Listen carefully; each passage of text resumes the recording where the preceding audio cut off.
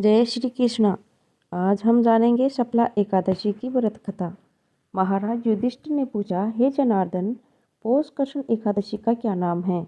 उस दिन कौन से देवता का पूजन किया जाता है और उसकी क्या विधि है? कृपया मुझे बताइए। भक्त वत्सल भगवान श्री कृष्ण कहने लगे कि धर्मराज, मैं तुम्हारे स्नेह के कारण तुमसे कहता हूँ कि एकादशी व्रत के अतिरिक्त मैं अधिक से अधिक दक्षिणा पाने वाले यज्ञ से भी प्रसन्न नहीं होता हूँ, अतः इसे अत्यंत भक्ति और श्रद्धा से युक्त होकर करें। हे राजन, द्वादशी युक्त पौष कृष्ण एकादशी का महात्म्य तुम एकाग्रचित होकर सुनो। इस एकादशी का नाम शपला एकादशी है। इस एकादशी के देवता श्री नारायण हैं। विधि पूर्वक इस व्रत को करना चाहिए। जिस प्रकार नागों में शेषनाग, पक्षियों में गरुड़, सब ग्रहों में चंद्रमा, यज्ञों में अश्वमेघ और देवताओं में भगवान विष्णु श्रेष्ठ हैं, उसी तरह सब व्रतों में एकादशी का व्रत श्रेष्ठ है। जो मनुष्य सदैव एकादशी का व्रत करते हैं वे मुझे परम प्रिय हैं, अतः इस व्रत की विधि कहता हूँ। मेरी पूजा के लिए ऋतु के अनुकूल फल, नारियल, नींबू, नैवेद्य आदि 16 वस्तुओं का संग्रह करें। इस सामग्री से मेरी पूजा करने के बाद रात्रि जागरण करें। इस एकादशी के व्रत के समान यज्ञ, तीर्थ, दान, तप तथा कोई दूसरा व्रत नहीं है। 5000 वर्ष तप करने से जो फल मिलता है उससे भी अधिक शपला एकादशी का व्रत करने से मिलता है। हे राजन, अब आप इस एकादशी की कथा सुनिए। चंपावती नगरी में एक महिष्मान नाम का राजा राज्य करता था। उसके 4 पुत्र थे। उन सब में लुम्पक नाम वाला बड़ा राजपुत्र महापापी था।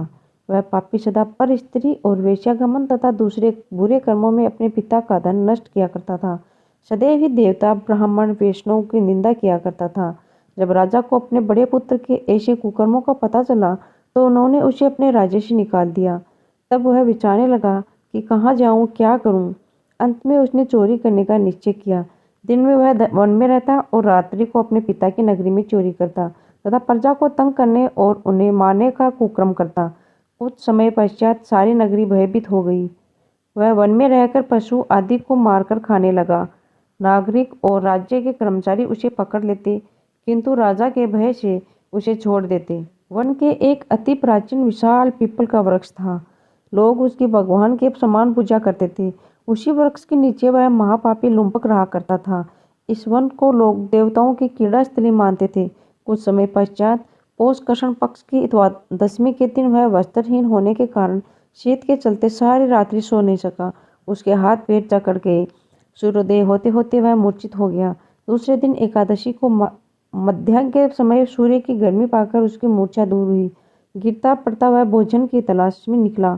पशुओं को मारने में वह समर्थ नहीं था, अतः पेड़ों के नीचे गिरे हुए फल उठाकर वापस उसी पीपल के वृक्ष के नीचे आ गया।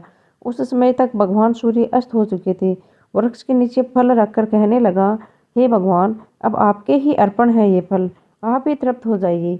उस रात्रि को दुख के कारण रात्रि को नींद भी नहीं आई। उसके इस उपवास और जागरण से भगवान अत्यंत प्रसन्न हो गए और उसके सारे पाप नष्ट हो गए। दूसरे दिन प्रातः एक अति सुंदर घोड़ा उस अनेक सुंदर वस्तुओं से सजा हुआ उसके सामने आकर खड़ा हो गया। उसी समय आकाशवाणी हुई, हे राजपुत्र, श्री नारायण की कृपा से तेरे पाप नष्ट हो गए। अब तू अपने पिता के पास जाकर राज्य प्राप्त कर। ऐसी वाणी सुनकर वह अत्यंत प्रसन्न हुआ और दिव्य वस्त्र धारण करके भगवान आपकी जय हो कहकर अपने पिता के पास चला गया। उसके पिता ने प्रसन्न होकर उसे समस्त राज्य का भार सौंप दिया और वन का रास्ता मिल लिया। अब लुम्पक शास्त्रानुसार राज्य करने लगा। उसके स्त्री, पुत्र आदि सारा कुटुंब भगवान नारायण का परम भक्त हो गया। वृद्ध होने पर वह भी अपने पुत्र को राज्य का भार सौंपकर वन में तपस्या करने चला गया और अंत समय में बैकुंठ को प्राप्त हुआ। अतः जो मनुष्य इस परम पवित्र शपला एकादशी का व्रत करता है उसे अंत में मुक्ति मिलती है। जो नहीं करते वे पूंछ और सींगों से रहित पशुओं के समान है। इस शपला एकादशी के महात्म्य को पढ़ने से अथवा श्रवण करने से मनुष्यों को अश्वमेध यज्ञ का फल मिलता है।